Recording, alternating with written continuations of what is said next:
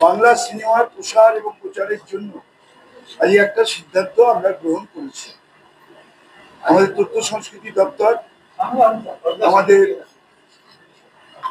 সকলে মিলে আমরা ডাইরেক্টর, প্রডিউসার, শিল্পী, এক্সিবিটার, ডিস্ট্রিবিউটার সবাইকে নিয়ে বসে, আপনারা জানেন আগের দিন আমরা বসেছিলাম, আজকে সেকেন্ড মিটিং করলাম।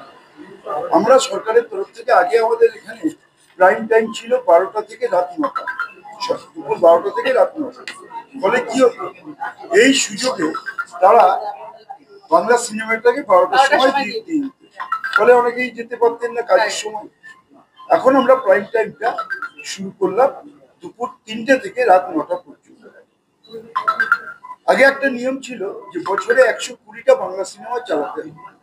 এখন যে নিয়মটা আমরা করলাম, 365 days within the prime time, এই 3টে থেকে 9টার মধ্যে একটা বাংলা সিনেমা চালাতে হবে ইন এভরি স্ক্রিন।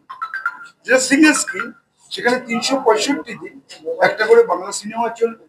যেগুলো মাল্টিপ্লেক্স, সেই মাল্টিপ্লেক্সেও 365 দিন চলবে।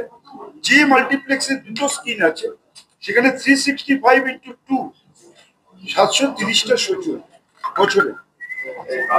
যেখানে 3টে স্ক্রিন আছে, সেখানে 365 × 3, মানে 1095, 1095টা শো প্রতি বছর চলবে।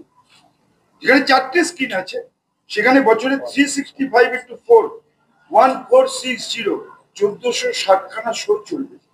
ফলে এখন বাংলা সিনেমা